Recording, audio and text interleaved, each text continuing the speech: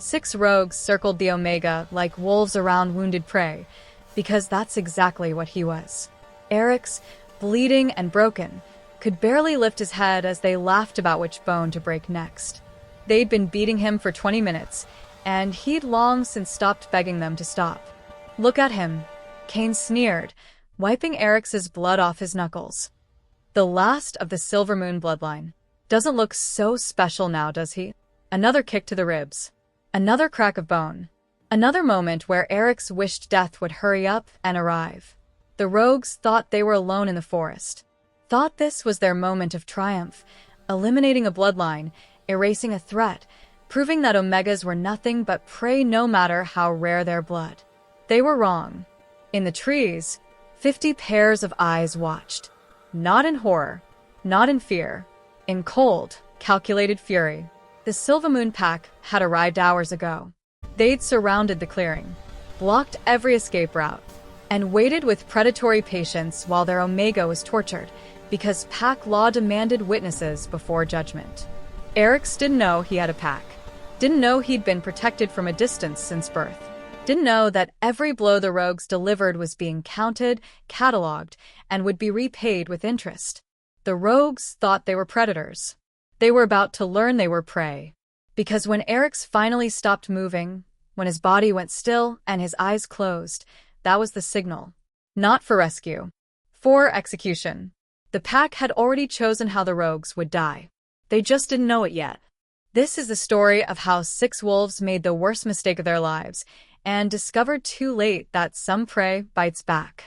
If you want to see what happens when predators realize they've been hunted all along, hit subscribe right now. Because this story is about to get brutal, beautiful, and absolutely satisfying. The rogues think they won. They have no idea what's coming. Don't miss a single word of this reckoning. Subscribe, and let's watch justice happen. Let's talk about what it means to be Omega in a world ruled by strength. Omegas are rare, maybe one in every 1,000 wolves. They're smaller, weaker in physical strength, but possess something alphas and betas don't. The ability to calm rage, to heal pack bonds, to be the emotional center that holds a pack together. In a healthy pack, Omegas are treasured, protected, valued. But not all packs are healthy. And not all Omegas are lucky enough to be born into protection.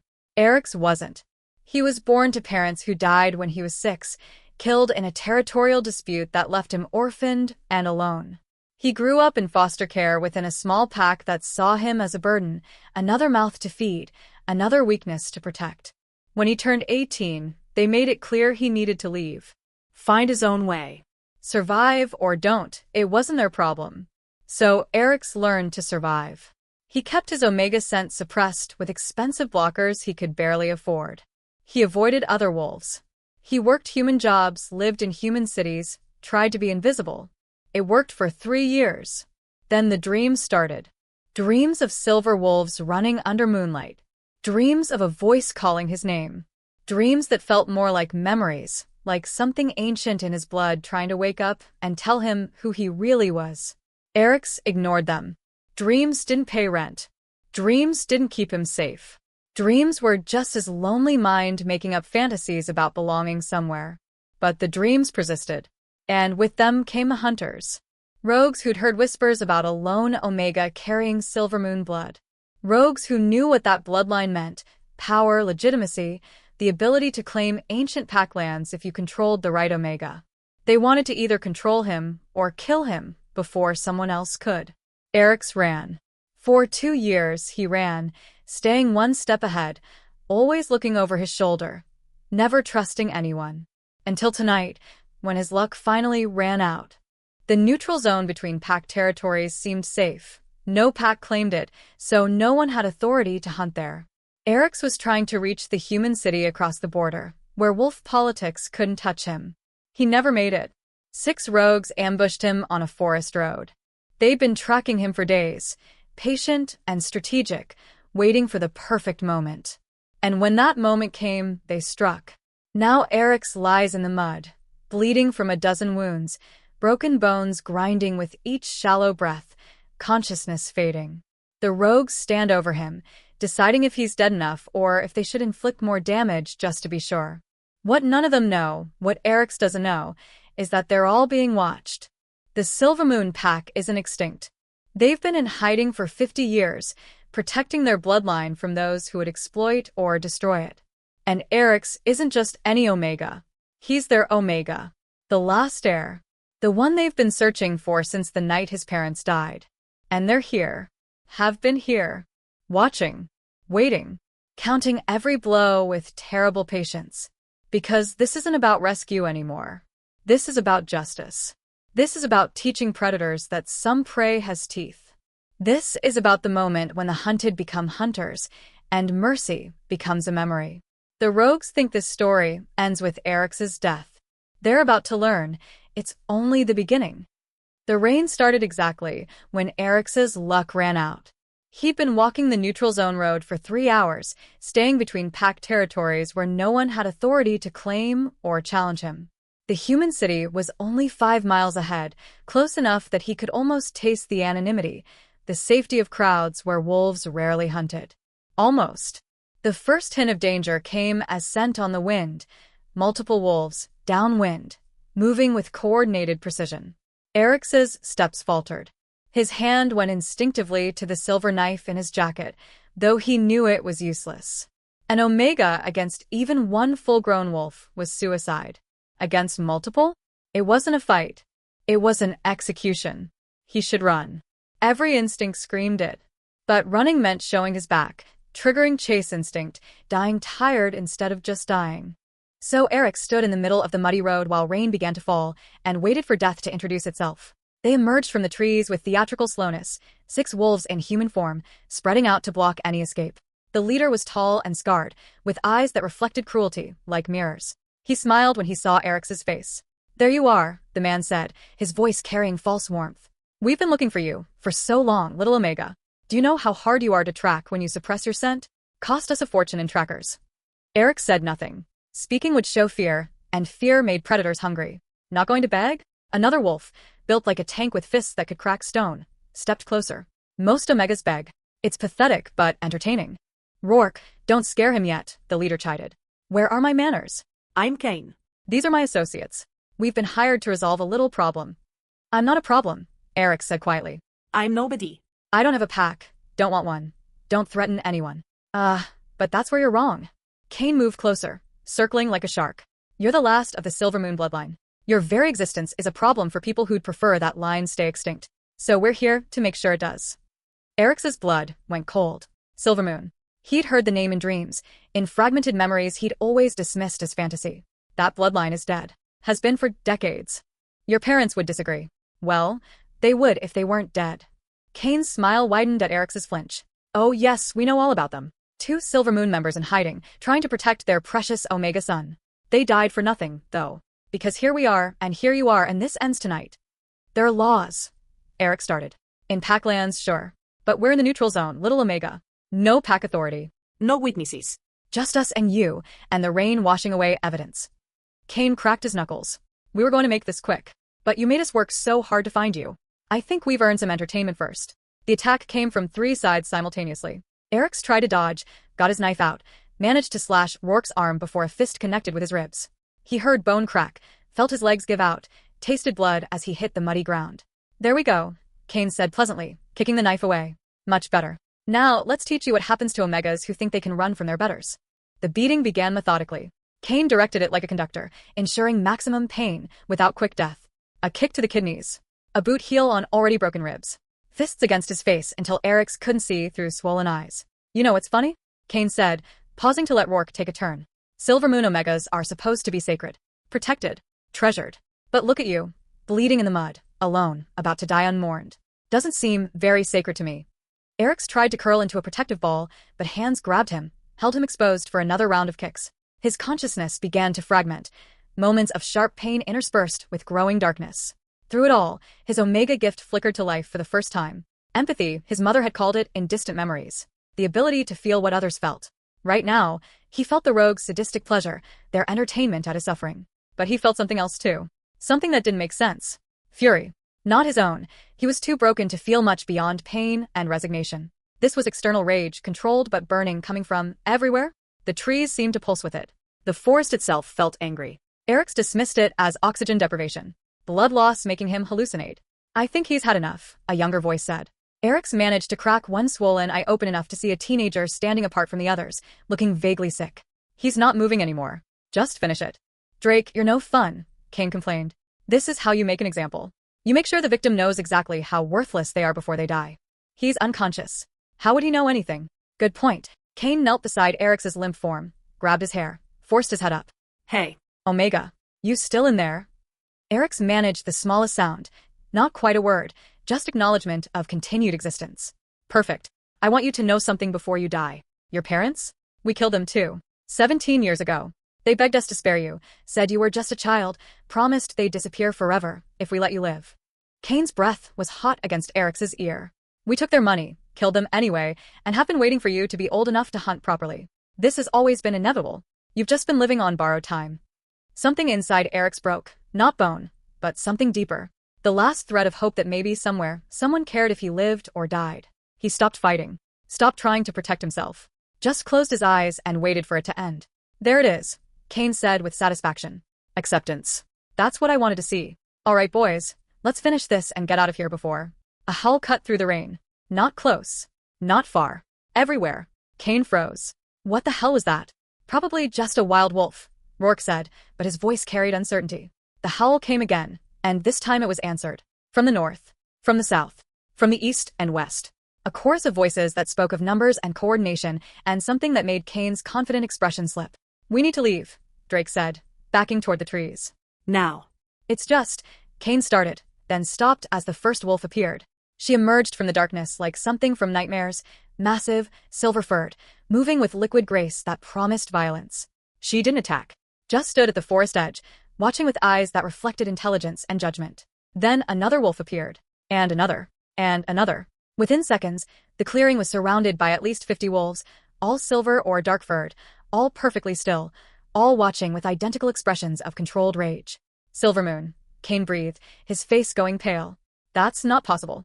The line was broken. They're extinct. The largest wolf stepped forward, easily the size of a small horse, with fur so dark it seemed to absorb light. His eyes were molten gold, ancient and furious. When he looked at Kane, the rogue actually stumbled backward. Run, Kane ordered his crew. Now. They tried. Of course they tried. But the wolves had already chosen. And death, when it came, would be earned. Engagement questions. Would you have fought back or accepted your fate like Eric's? Did you see the pack coming? 3 hours earlier, Theron Silvermoon had stood in the same forest watching his prey walk into a trap and forced himself to do nothing. Alpha, Lyra said quietly beside him, her beta instincts warring with pack law. He's about to be ambushed. We could stop this before it starts. No. Theron's voice was rough with suppressed rage. Pack law is clear. Crimes against sacred members require witnessed proof for execution without consequence. If we intervene before the crime is committed, we start a war with every rogue faction in the region. So we let them hurt him. We witness them hurting him. Then we exact justice. Theron's hands clenched into fists. Every blow they deliver will be repaid. Every moment of his suffering will be their last. But we must let it happen to make the punishment legal under pack law. Lyra was quiet for a moment. The Omega is your mate. It wasn't a question. Theron's second-in-command had known from the moment his dreams had started 3 months ago. Visions of an amber-eyed Omega who carried Silvermoon blood and didn't know his own worth. Yes, Theron admitted. Which makes this the hardest thing I've ever had to do. But if I act on mate instinct instead of alpha authority, I condemn my pack to war. Eric's deserves better than being the catalyst for more violence. He's about to experience significant violence regardless. I know. Theron closed his eyes against the pain of that truth. But this violence ends tonight. And he'll wake surrounded by pack, protected, finally understanding he was never alone. It's not enough to balance the suffering, but it's what pack law allows. Soren appeared from the trees, his warrior's face grim. Team is in position. All escape routes blocked. Each rogue has been assigned specific pack members for execution. We're ready. Rules of engagement? Theron asked, forcing himself into alpha mode, pushing down mate anguish. We wait until the Omega stops fighting. That's the legal signal. When he can no longer physically resist, any further violence becomes prosecutable under pack law regardless of neutral zone location. The moment he goes still, we move. And if they kill him before that, then we move immediately and deal with political consequences later. Soren's voice softened. We won't let him die, Alpha. I swear it. Theron nodded, not trusting his voice. They'd been tracking Eric's for 2 months, ever since finally locating him after 17 years of searching. Eric's parents had hidden him well, but they'd made one mistake. They'd taken money from Kane before he'd killed them. Money that created a paper trail, eventually leading Silvermoon to their missing heir. By the time they'd found Eric's, he was already being hunted. The pack had debated simply revealing themselves, bringing him home immediately. But intelligence suggested multiple rogue factions wanted him dead or controlled. Revealing Silvermoon's survival would paint targets on every pack member. So they'd protected from shadows, eliminating threats Eric's never knew existed, waiting for the right moment to bring him home safely. Tonight was supposed to be that moment.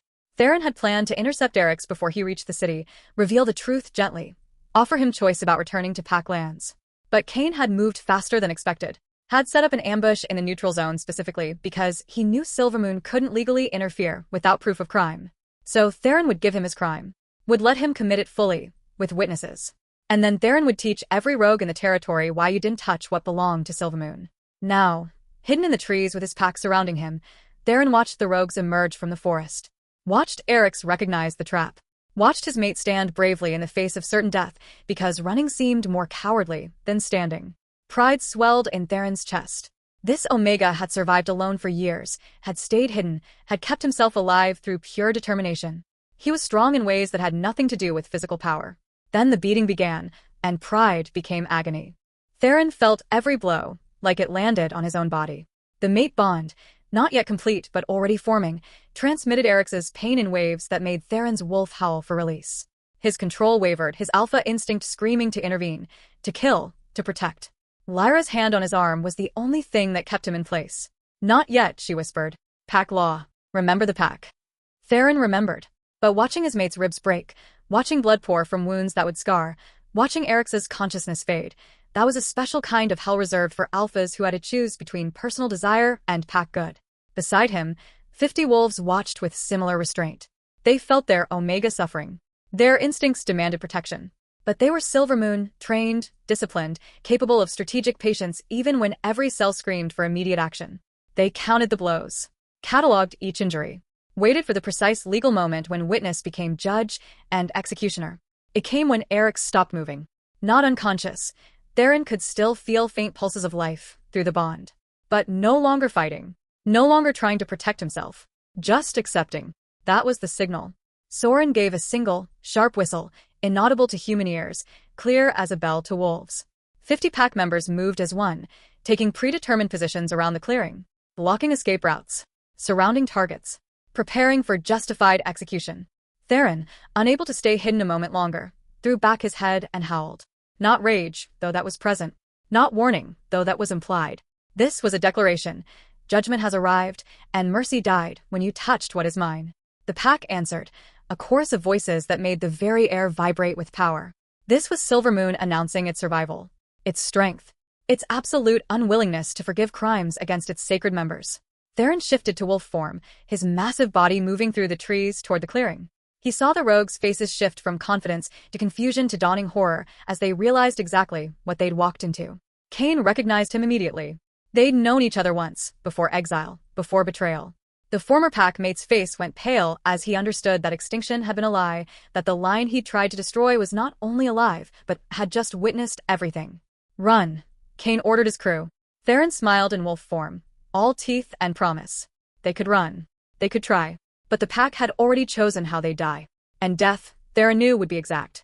50 wolves just appeared out of nowhere, and these rogues are just now realizing they're completely screwed. Imagine thinking you're hunting prey and discovering you were the prey all along? Chef's kiss on that karma. If you're sitting there thinking, yes, get them, hit that like button.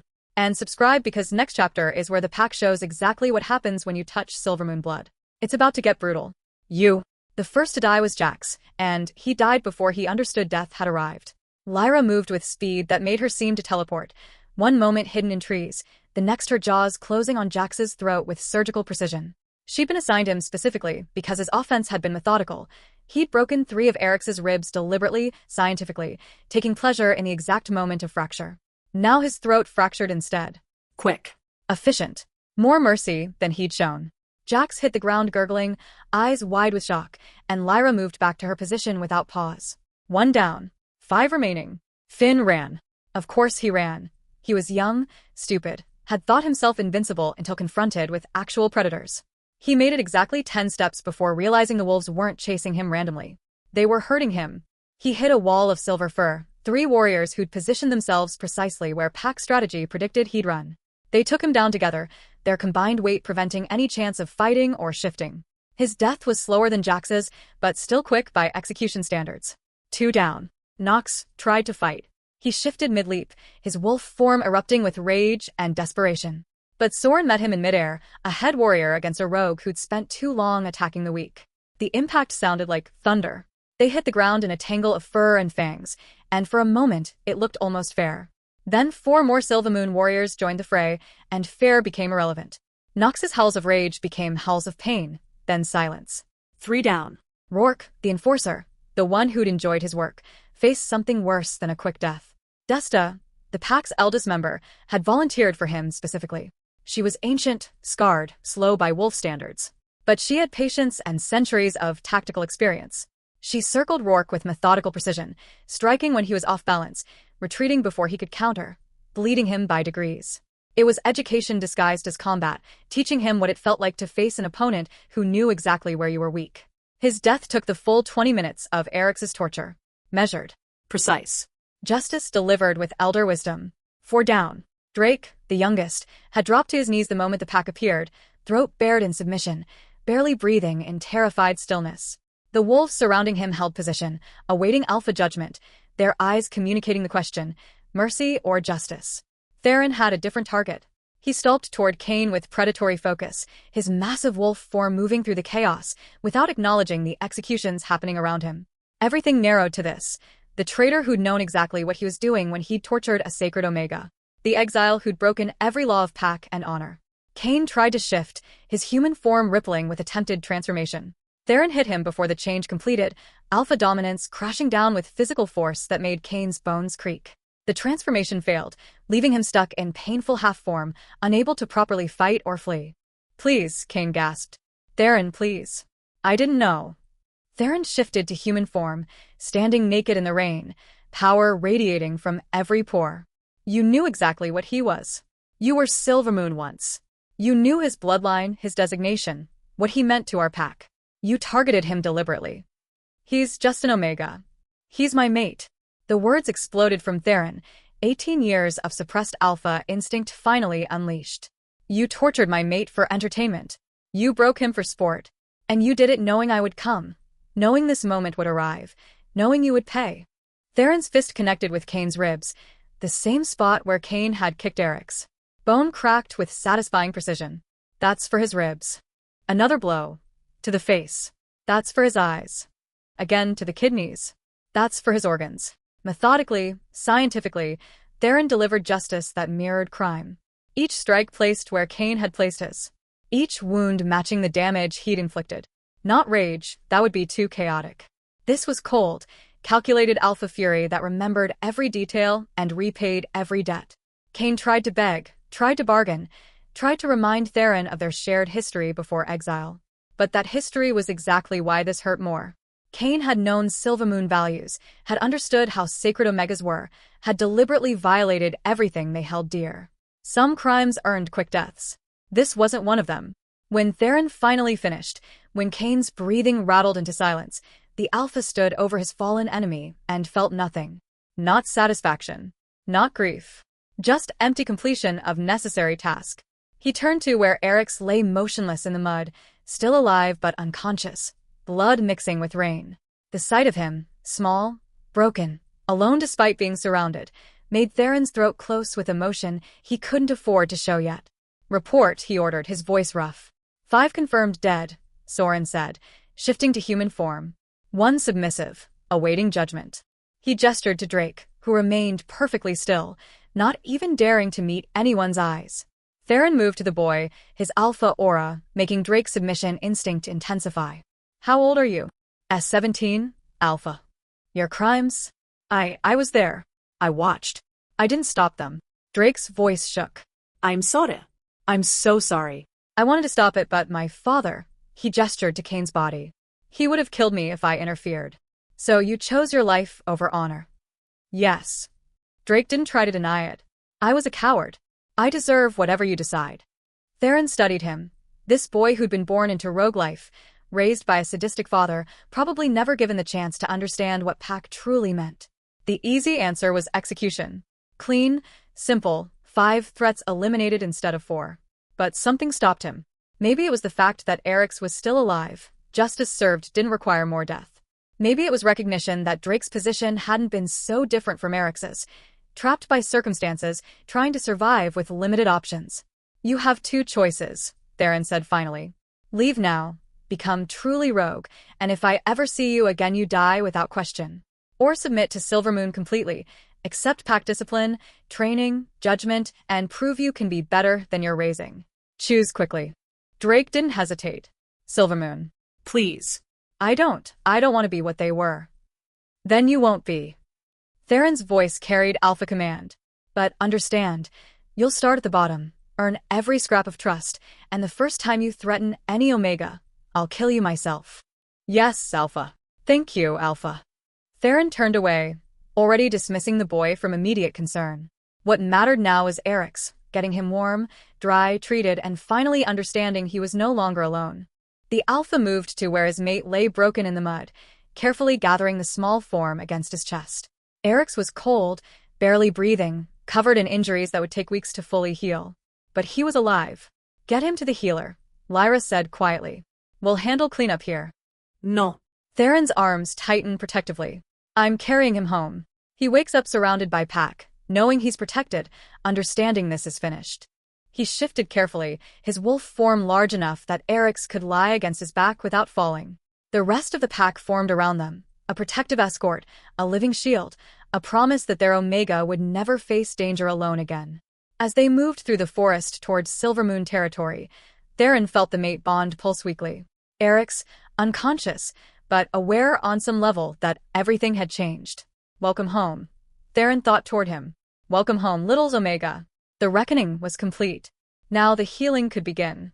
Engagement questions. Was the pack's justice too brutal or perfectly measured? Would you have spared Drake or killed him for watching? Eric's woke in pieces. First came pain, a whole-body agony that suggested he'd been hit by a truck, then run over again for good measure. Everything hurt. Breathing hurt. Existing hurt. Then came warmth. Unexpected, unfamiliar, precious. He was lying on something soft, covered by something heavy, surrounded by heat that couldn't be artificial. Then came scent, pack scent, multiple wolves, dominant but not threatening, carrying undertones of pine and silver and something that made his Omega instincts purr with recognition. Finally came memory, crashing back in terrible waves. The ambush. The beating. Kane's confession about his parents. The howling. The wolves emerging from darkness. Eric's eyes flew open, panic spiking his heart rate. He tried to sit up, gasped as broken ribs ground together, and a hand appeared on his shoulder, gentle but firm. Easy, a voice said. Female, older, carrying authority softened by kindness. You're safe. You're home. But you're very injured, so please don't try to move yet. Eric's focused on the speaker, a woman with silver-threaded dark hair and eyes that held centuries of wisdom. She wore simple clothes but carried herself with the bearing of someone used to respect. Where? His voice came out raw, painful. Where am I? Silvermoon territory. Specifically, the Pack House medical wing. The woman smiled gently. I'm Desta, Pack Elder and Healer. You've been unconscious for 18 hours while I worked on the worst of your injuries. Silvermoon.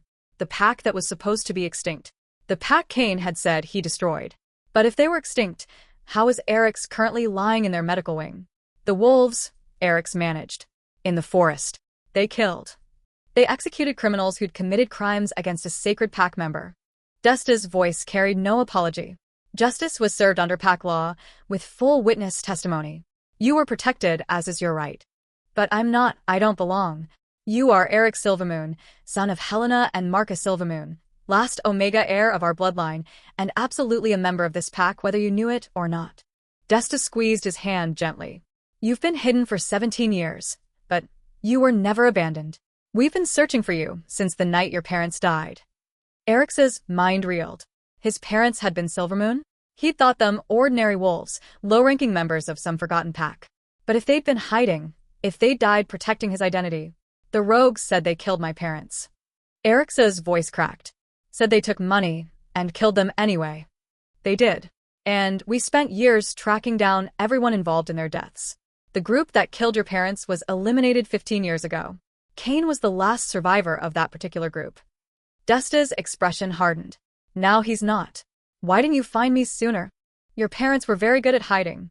They created false trails, scattered documentation, made it seem like you died with them. We didn't discover you were alive until 2 years ago, when you registered for a human job under your real name. Desta's expression turned rueful. By then, you were already being hunted by rogues who'd heard rumors about your bloodline. We've been protecting you from shadows, eliminating threats you never knew existed, waiting for the right moment to bring you home safely. Last night was the right moment? Eric's voice carried disbelief edged with bitterness. Watching me get beaten half to death was your idea of safe rescue? Desta's face showed genuine regret. Pack law is complex, especially regarding crimes against sacred members. If we'd intervened before the attack, before documented crime, we couldn't have legally executed the perpetrators. They would have remained threats, would have kept hunting you, and we couldn't protect you everywhere forever. But if we witnessed the full crime, with multiple pack members present to testify, we could invoke ancient justice laws and eliminate the threat permanently, without political consequences. So you let them hurt me.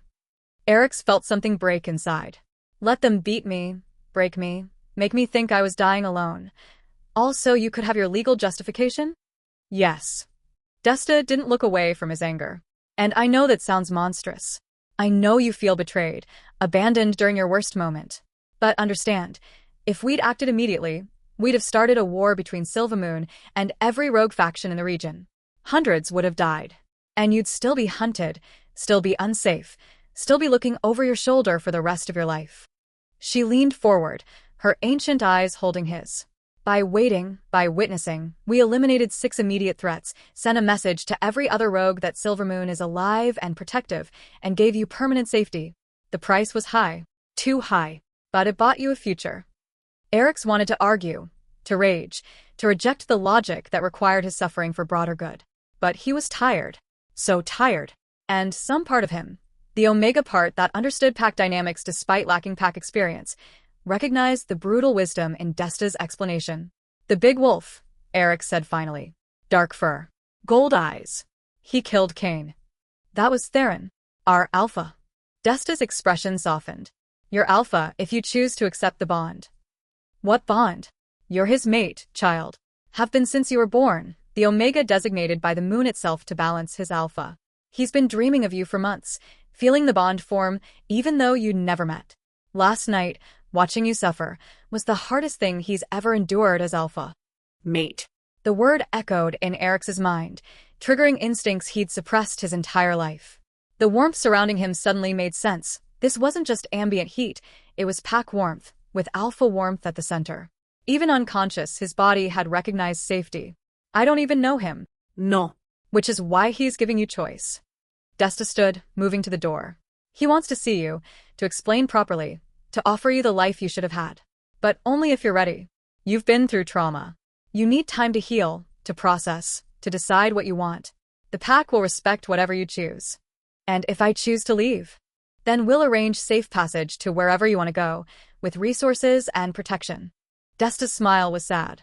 We didn't survive 17 years of hiding just to force you into a life you don't want. But know this, you're Silvermoon. Whether you accept the pack or not, you carry our blood, our gifts, our legacy. And you will always, always have a home here. After Desta left, Eric's lay in the soft bed surrounded by pack warmth and tried to process everything. He had a pack. Had always had a pack. The loneliness he'd carried for years had been based on false assumptions. He'd never been truly alone, just hidden. The bitterness of watching the beating, of being used as bait for legal purposes, warred with the reality of 6 fewer threats in the world. The anger at having to suffer for pack law warred with the Omega instinct that understood pack survival sometimes required individual sacrifice. And beneath it all, curled in his chest like an ember starting to glow, was the mate bond. Faint but undeniable, connecting him to an alpha he'd never met but who'd killed for him, who'd watched him suffer and then delivered exact justice for every blow. Eric's didn't know what he wanted. Didn't know if he could forgive the calculated nature of his rescue. Didn't know if a mate bond formed through trauma could become something real and chosen. But for the first time in his life, he had options. Had safety. Had the luxury of time to figure out what he actually wanted instead of just surviving day to day. That was something. That was everything. Okay, so let me get this straight. They let him get beat up for legal reasons and now expect him to be like, cool, we're family now? I mean, I get the strategy, but also yikes. If you're torn between smart pack tactics and maybe intervene before the Omega gets his ribs broken, drop a comment. And subscribe because Eric's is about to meet his alpha mate, and that conversation is going to be awkward. Don't miss it. I have a question. Was the pack's strategy justified or unforgivable? Could you accept a mate who watched you suffer, even for good reasons? Theron stood outside the medical wing door for 10 full minutes, trying to figure out how to explain the inexplicable to his mate. I'm sorry I watched you get tortured, didn't quite cover it. It was for your own good sounded like something an abuser would say. Pack law demanded it was true, but felt hollow. How did you apologize for doing the necessary thing that caused someone you loved? Yes, loved. Even if they'd never met, terrible suffering. You're radiating anxiety so loudly I can feel it from inside, Desta called through the door. Either come in or pace somewhere else, Alpha. You're disturbing my patient. Theron took a breath, gathered his alpha composure, and entered. Eric's was sitting up in bed, shirtless so Desta could check the bandages wrapped around his ribs. Theron's wolf howled at seeing the extent of the injuries, bruises turning purple and black across pale skin, the careful wrapping hiding broken bones, healing cuts on his face that would scar. All damage that could have been prevented if Theron had just moved sooner. Eric's eyes met his, amber, wary, carrying hurt that had nothing to do with physical wounds. You must be the alpha. Theron's Silvermoon. He kept his distance, leaning against a far wall to seem less threatening. And yes, I'm the one who made the call to wait. To watch. Yes. Theron wouldn't dishonor Eric's by making excuses. I watched 6 rogues torture you for 20 minutes, counted every blow, cataloged every injury, and did nothing until you stopped fighting. Why? The question wasn't accusatory, just tired. Desta explained the legal reasons, but I want to hear it from you. Why was watching me suffer the better choice? Theron moved slowly to the chair beside the bed, sitting so they were eye level. Because I had to choose between your immediate pain and your permanent safety. Between rescuing you once and eliminating the threat forever. He met Eric's eyes directly. I chose permanent safety. And I'll regret that choice every day, while knowing I'd make it again. Even though I'm your mate? Especially because you're my mate. Theron's voice roughened.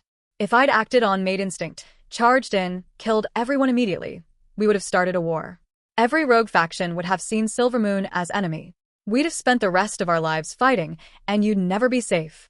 You'd always be looking over your shoulder, always be a target, always be in danger. He leaned forward, not touching but wanting to. By waiting, by following pack law exactly, we eliminated 6 threats, demonstrated Silvermoon's return with overwhelming force, and sent a clear message. Touch our Omega and die legally. No rogue faction will risk attacking you now. They know we'll destroy them with complete justification. So I suffered for PR purposes. You suffered so you'd never have to suffer again. Theron's hands clenched. And I know that sounds like cold calculation. I know you feel betrayed. But I'm Alpha. I have to think about long-term pack survival, not just immediate emotion. My job is to make the hard choices that keep everyone safe, even when those choices hurt. Eric's was quiet for a long moment. Desta said you've been dreaming about me. For 3 months. Ever since we finally located you, after years of searching. The mate bond started forming the moment I knew you were alive. Theron's voice softened. I've watched you from a distance, made sure you had food and shelter, eliminated threats you never knew existed. I've been preparing to bring you home properly, gently, with choice and time for you to adjust. Then Kane moved faster than you expected. Yes. We had intelligence he was planning something, but not that he'd strike in neutral territory. By the time we realized what was happening, you were already walking into the ambush. Theron's expression turned bleak. So, I made the call. Use this as the opportunity to eliminate him permanently, or let him escape to hunt you another day. I chose élimination. At my expense. Yes. Theron wouldn't soften that truth. At your expense. For your benefit. That's the bargain I made, and I'll live with the guilt of it. But you'll live, period. Safe. Protected. Never hunted again. Eric studied him with those amber eyes that seemed to see straight through alpha composure to the guilt and anguish beneath. You hated it. Every second. But you still did it. I'm alpha. Doing necessary things I hate is part of the job description. Theron managed a bitter smile. Though watching my mate get beaten nearly destroyed my control. Lyra had to physically hold me back twice. Soren threatened to knock me unconscious if I broke position. It was the hardest thing I've ever done. Good, Eric said quietly, and Theron blinked at the unexpected response. If it had been easy for you, if you'd felt nothing watching me suffer, then your choices would be monstrous.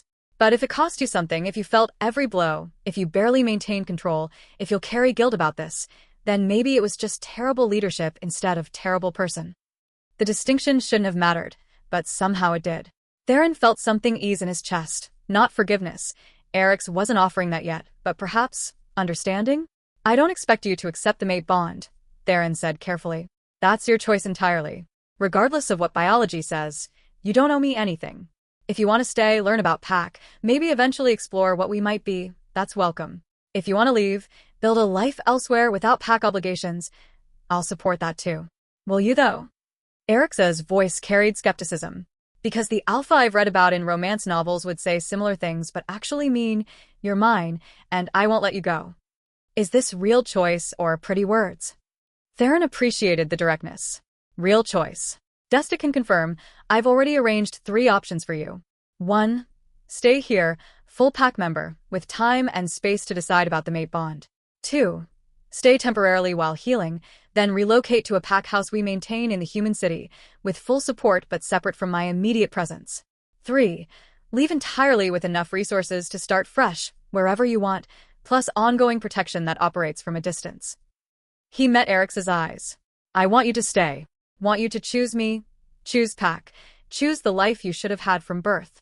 But I want you to choose it freely, without coercion or obligation. So yes, it's real choice, even though it'll kill me if you choose to leave. Eric's absorbed this silently. Finally, I need time. You have it. As much as you need.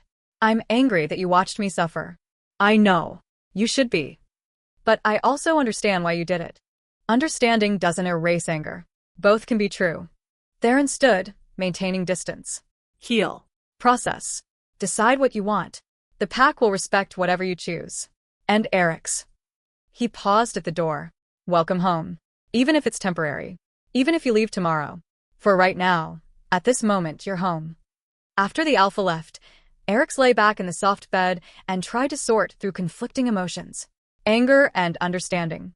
Betrayal and protection. Loneliness and sudden, overwhelming presence of Pack. His Omega gift flickered to life again, that empathy he'd felt during the beating. Now, instead of feeling the rogue's sadistic pleasure, he felt the Pack's genuine care. Desta's maternal concern. The warrior's protective presence outside his door. And Theron's guilt, so profound it was almost physical. The alpha hadn't just made a hard choice. He'd suffered for it. Was still suffering. Carried it like a weight that would never fully lift. That mattered. Eric's didn't know if he could forgive. Didn't know if the mate bond could overcome the trauma of its formation. Didn't know if he wanted Pack life or preferred his hard-won independence. But he had time to figure it out. Had safety to explore options. Had, for the first time in his life, the luxury of choice. That was gift enough to start with. Everything else could come later. Or not. It was finally up to him. So my questions are, is Theron's explanation acceptable or just more manipulation? What would you choose? Stay with the Pack or leave? 3 days after waking, Eric's was finally strong enough to leave the medical wing. Desta cleared him for light activity, warned him about overdoing it, and assigned him a shadow, a young wolf named Kellen who served as both guide and protection. Not that you need protection here, Kellen said cheerfully as he showed Eric's around the Pack house. But Alpha's orders. No Omega walks alone until they're fully comfortable with territory. Eric's appreciated the honesty. Has the Pack always been this protective of Omegas? Always. It's kind of our whole thing. Kellen grinned. Silver Moon was founded specifically as sanctuary for Omegas who were abused or unwanted by other Packs. We've always valued them as sacred Pack members, not possessions. That's actually why we were targeted. Other Packs felt we were too soft, didn't respect traditional power dynamics. So, you went into hiding to survive. Exactly. Took our most vulnerable members underground, created false trails, let everyone think we were destroyed. Been operating in secret for 50 years. Kellen's expression grew more serious. But secrecy also meant we couldn't help Omegas outside our immediate pack. Couldn't offer sanctuary without revealing ourselves. It's been difficult, knowing others suffered while we hid.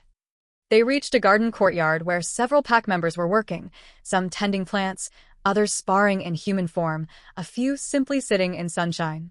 Conversations paused when Eric's appeared, wolves turning to acknowledge him with respect rather than curiosity.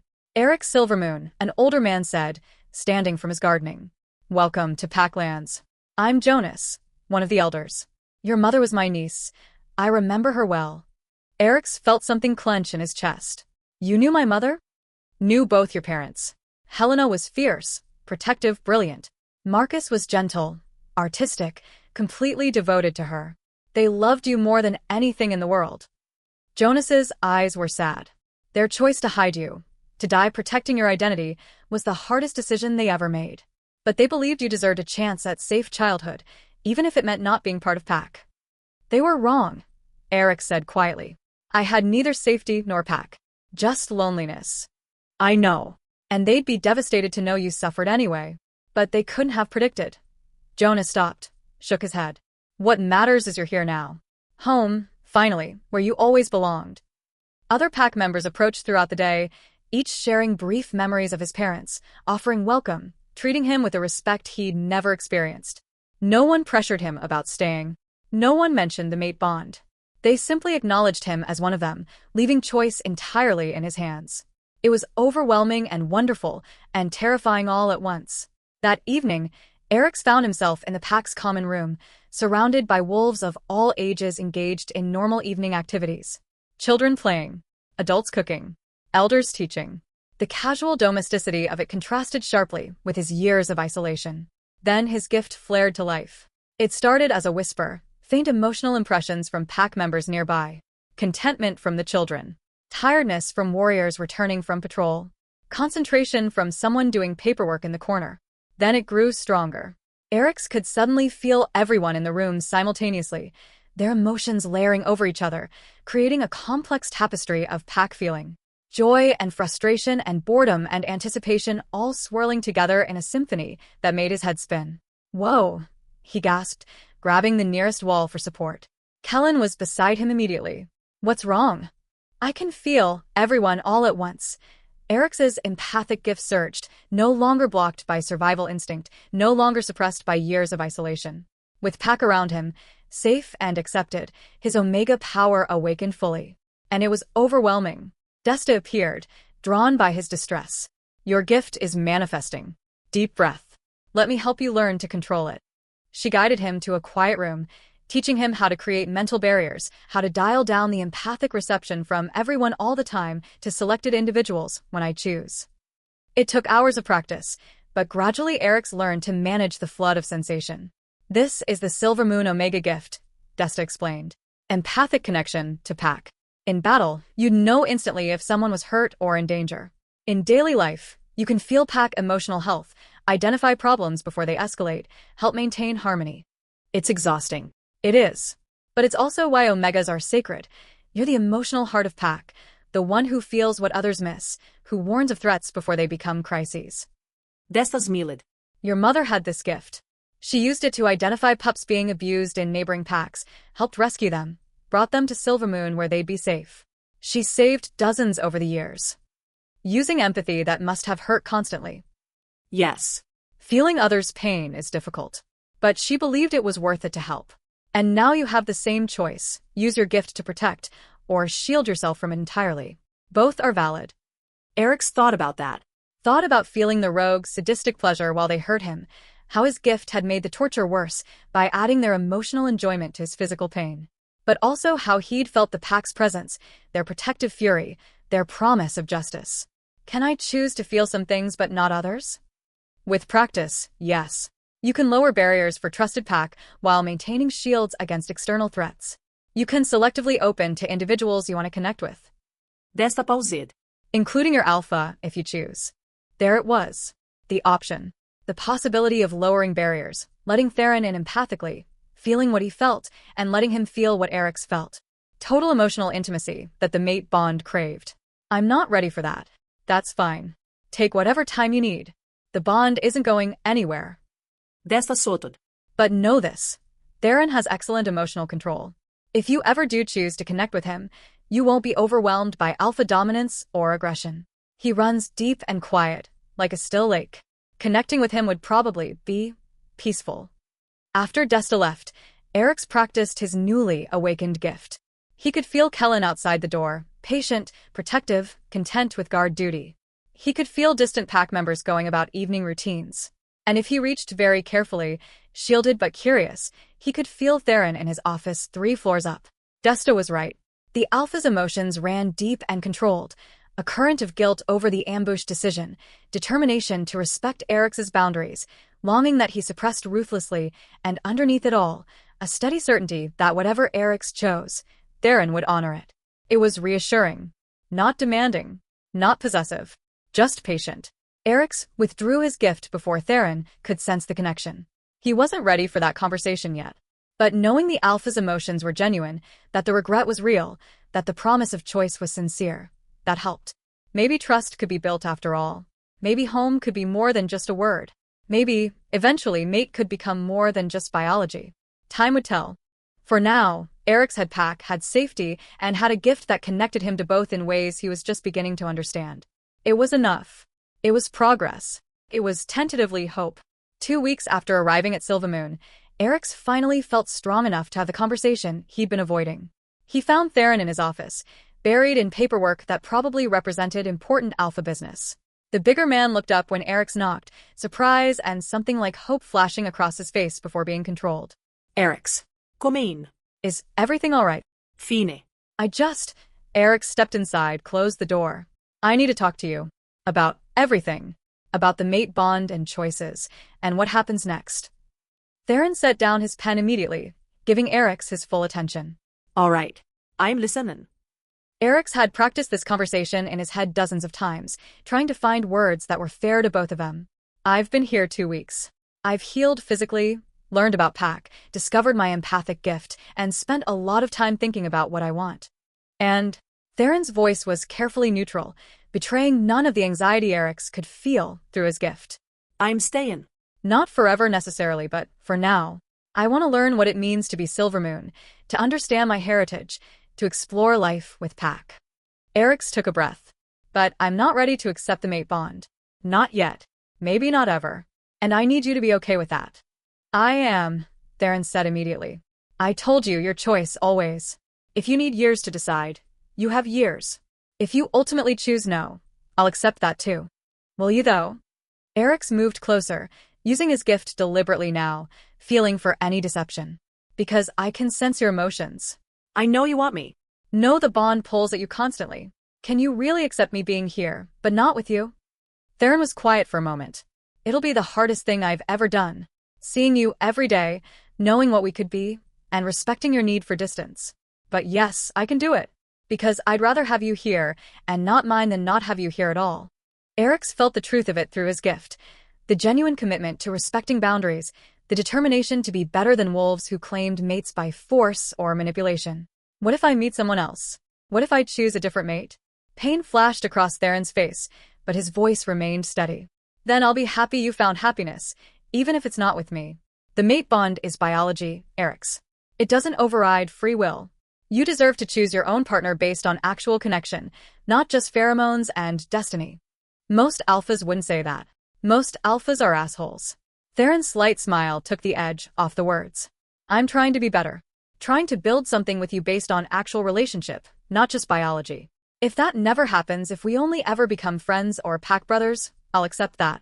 Because what matters is you being safe and happy, not me getting what I want. Eric studied him, this alpha who'd made terrible choices for good reasons, who carried guilt like armor, who offered freedom even when it cost him everything. I'm not saying no to the mate bond. I'm saying not yet. Does that distinction matter? It matters. Hope flickered in Theron's eyes. Not yet means possibility. Means you're not closing the door completely. I can work with not yet. Good. Because I think, maybe eventually, I could want this. Want you. But I need time to separate genuine feelings from biology and trauma. Need to know I'm choosing you because of who you are, not because of what you are. That's fair. Theron stood slowly, moving around the desk but maintaining respectful distance. Can I ask what I can do to help? How I can prove I'm worth choosing? Be honest.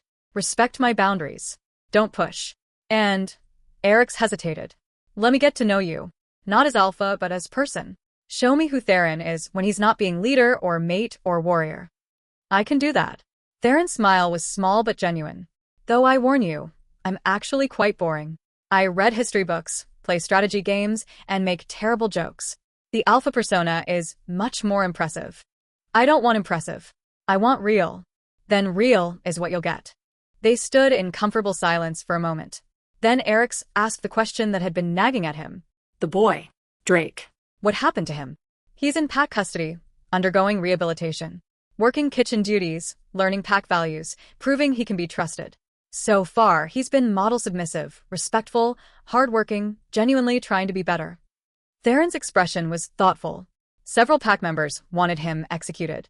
But your decision to spare him was right. He's not like his father. Given chance and guidance, he might become a good wolf. My decision? You spoke for him during the execution. Said he deserved a chance to be better.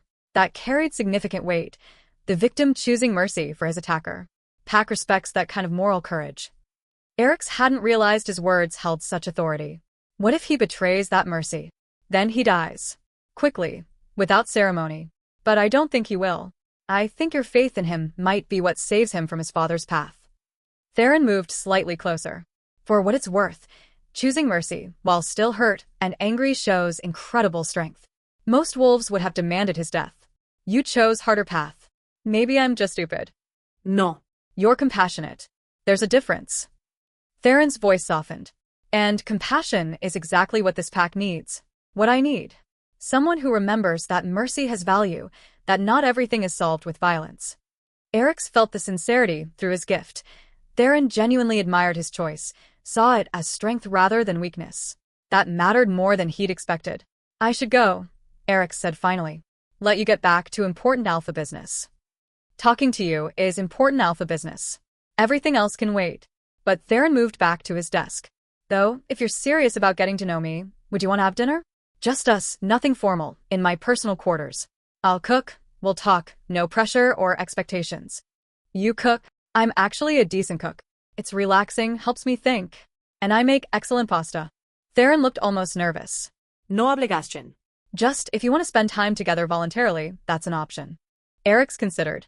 Dinner alone with the alpha, who wanted to be his mate, probably wasn't the most cautious choice. But Theron had been nothing but respectful for 2 weeks. Had given him space, honored boundaries, proved his promises weren't just words. Tomorrow night? Eric's heard himself say. Tomorrow night. 7 o'clock. I'll send Kellen to guide you. Theron's smile was bright enough to transform his usually serious face. Thank you, Eric's, for giving me a chance. Don't thank me yet. I might decide you're terrible company and never come back. That's a risk I'm willing to take. As Eric's left the office, he felt something shift in his chest. Not the mate bond fully activating, he wasn't ready for that. But something softer. Interest. Curiosity. The tentative beginning of actually wanting to know this alpha beyond his role. It was progress. It was choice. It was, maybe, the start of something that could eventually become love. Time would tell. For now, dinner tomorrow was enough. Eric's just asked the alpha out to dinner. Wait, no, the alpha asked him. Same difference. Point is, we're getting the getting to know you dinner date. If you're sitting there thinking, finally some actual romance after all this trauma, hit that like button. And subscribe because next chapter we're jumping ahead to see how this all turned out. Spoiler alert, it's going to be good. Don't miss the epilogue. Is 2 weeks too soon for a dinner date or perfectly reasonable? What would you want to know about your potential mate? 6 months later, Eric stood in the pack common room surrounded by chaos and couldn't stop smiling. 3 wolf pups were climbing on him simultaneously. Kira, who was 7 and thought Eric's was the most amazing person in existence. Finn, who was 5 and wanted to know everything about Omega empathy gifts. And baby Soren, who was 3 and just liked being held. Eric's, tell us the story again. Kira te mentit. About the rogues and the rescue, and how Alpha saved you. That's not a story for pups, Eric said, though he was smiling. It's too scary. But we like scary. Finn protested. And it has a happy ending, so it's okay. Desto appeared from the kitchen, flour on her hands. Leave poor Eric's alone, you terrors. He has packed dinner to help with. But we want the story. Story later. Dinner first. Desta pointed toward the kitchen with maternal authority that even excited pups couldn't resist. They scampered off, leaving Eric's covered in small handprints and thoroughly mussed. "They adore you," Desta said, helping him up. "The pups have been desperate for an Omega to spoil them. You're fulfilling a vital pack need, child management.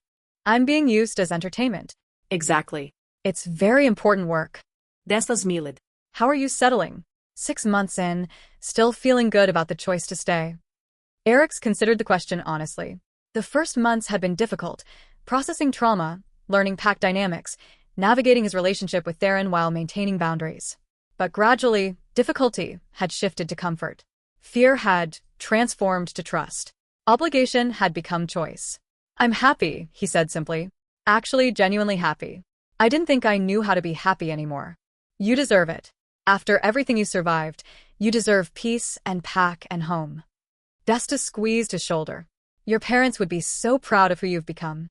I wish I'd known them longer." "Me too. But they live on in you.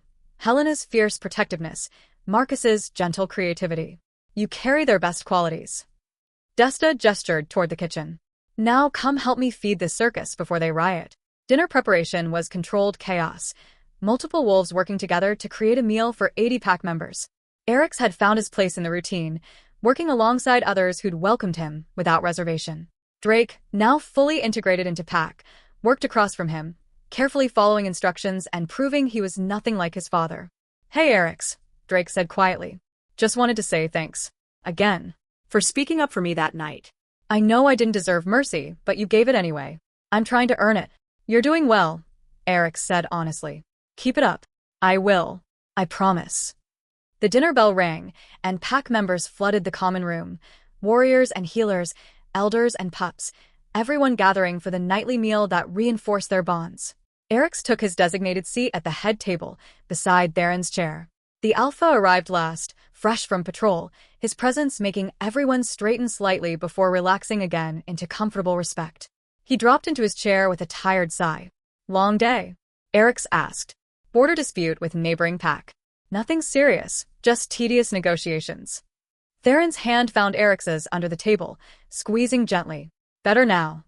Over the past 6 months, they'd grown closer gradually, carefully, building actual relationship beneath biology. Dinner once a week had become dinner most nights.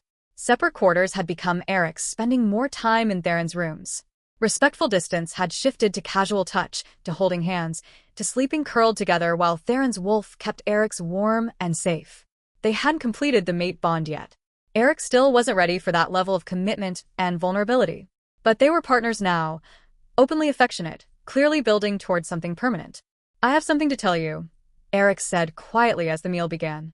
"About my gift." Theron immediately gave him full attention, concern flickering across his face. "Is everything all right?" "More than all right." Eric smiled. "My empathy is getting stronger. I can sense pack across greater distances now, can feel threats approaching before they arrive. Last week, I warned Soren about rogues near the border 3 hours before they were spotted. And today," he paused, making sure no one else was listening. "Today I felt something new. A possibility. A potential." "Explain." "The empathy bond one have with pack, it's forming permanently. Becoming intrinsic. Which means..." Eric's took a breath.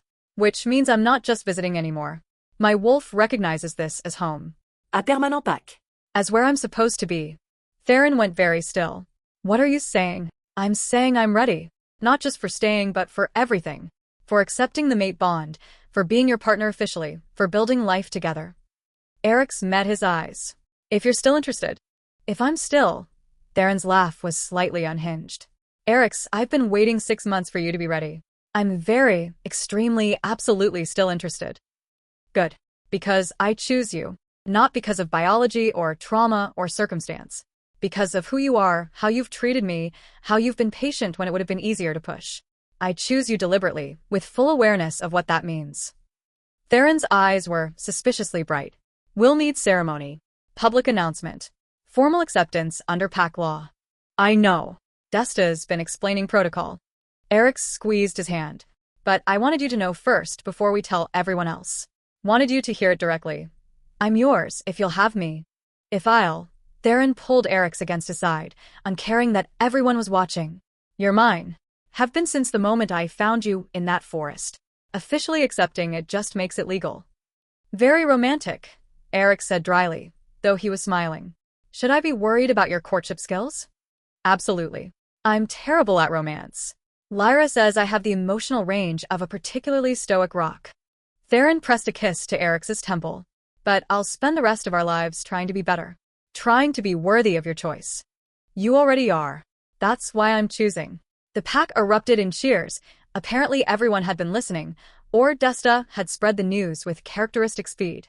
Wolves howled congratulations, pups squealed with excitement, and even the usually stoic warriors looked pleased. Took you long enough, Lyra called from across the room. We've been taking bets on when you'd finally accept the bond. Who won? Eric asked. I did, Desta said smugly. I said 6 months exactly. Know my timelines.